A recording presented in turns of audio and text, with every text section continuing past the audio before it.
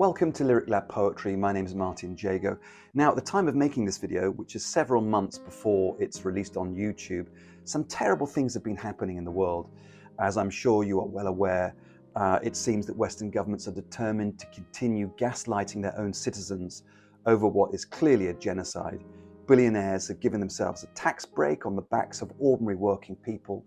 This is disgusting and obscene that the wealthiest among us will enrich themselves even more by cutting vital services to people in the poorest communities.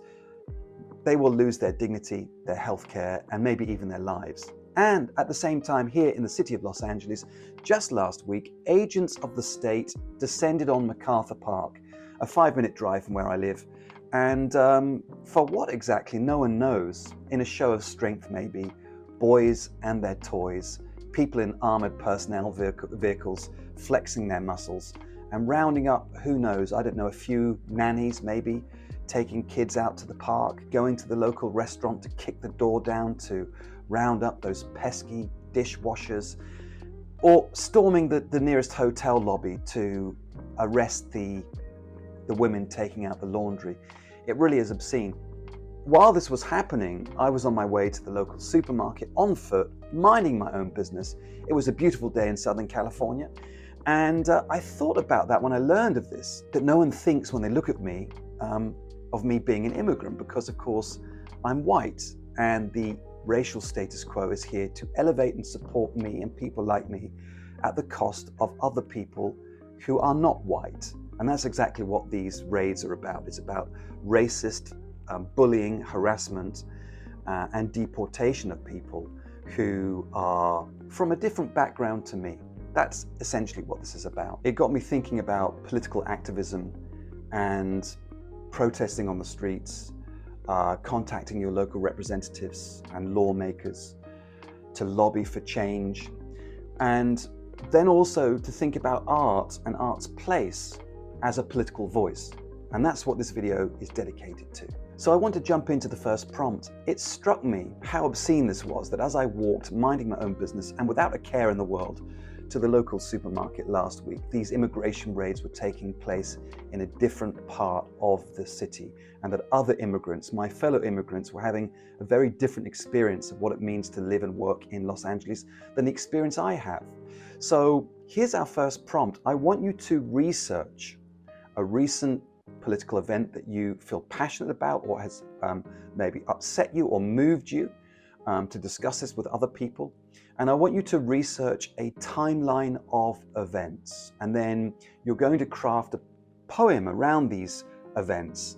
But we're going to use something known as parallelism, where you're going to show maybe an alternative scenario happening in the same city at a different time. Think about what that might be. And I'm thinking about the banality of everyday quotidian experience. Maybe someone yawning as they feed the cat or paint their toenails while these immigration raids go on at the same time. Remember, political poetry isn't just about protest, it's about observing, it's about witnessing, it's about recording, imagining, maybe even sometimes unsettling the dominant narrative. There are lots of pitfalls. We must avoid propaganda, we must avoid preachiness, and the best way to do that is to ground your poem, to root it in personal experience and a truthful emotional response. That's going to give you the best chance to craft a better political poem. There are some techniques we can use to help layer the work or deepen the work, and the first one that comes to mind is to use actual documentary evidence, fact-based journalism, maybe redacted text or even footnotes in your poem. You can use indirect address, hybrid forms, or persona as a way of telling that story or shaping your poem. We write not to convince, but to reveal. That is an important thing to remember when writing political poetry. Your poem doesn't need to have all the answers. You should trust complexity and let ambiguity live within the lines. You don't need to type the loose ends. You need some space for the reader to fill in those gaps. The second poetry prompt is called The Object Left Behind, and I want you to think of a scene of political disruption, and in the aftermath of that disruption, something is left behind at the scene. It could be a lawnmower that is stationary but the motor is still running. It could be a grill with food still cooking, but the kitchen is empty, or a bus stop with something like a pair of shoes or a magazine left behind. Let the object tell the story. The speaker of the poem, maybe the object, is witness. What does the object say by remaining unchanged in a world that has changed? What story does its existence, does its place, does its stillness or continuity reveal? Let absence and implications speak, so resist naming the event directly.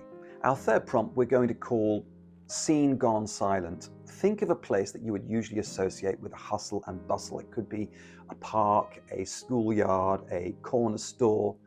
And now it is still and empty at a time when we might expect it to be otherwise. Instead of focusing on the event that's caused that emptiness, explore the strangeness of the aftermath. What has shifted? What is missing? And what do you still hear or smell or feel? And then there's an opportunity, isn't there, to turn the poem inward. Why is the speaker still there? What is it about the speaker's passport, the skin color or citizenship, that allows them to pass through that silence without being stopped, and allow the poem to wrestle with what it means to remain untouched in a place that's now been touched by fear? These prompts are generative but grounded, and they give room for ethical reflection, craft exploration, and emotional risk.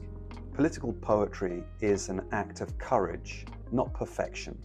So take time to work on the poems. You may get to a place where you have a handful of poems that you feel are in good shape, and you want to start thinking about where to send these poems. Now, of course, you can share them on social media, you can share them with friends. You might want to amplify your audience by reaching out to literary magazines, and there are a few that really are more political in their aesthetic. Magazines like Guernica, The Baffler, and Boston Review. These are a few good places to start. Research where you send your poems, and make sure you craft that all-important cover letter and follow the submission guidelines. As always, thanks for watching. I will be back soon with more poetry content. And in the meantime, if you like the video, please do share it, click the like button and subscribe. And thanks for watching.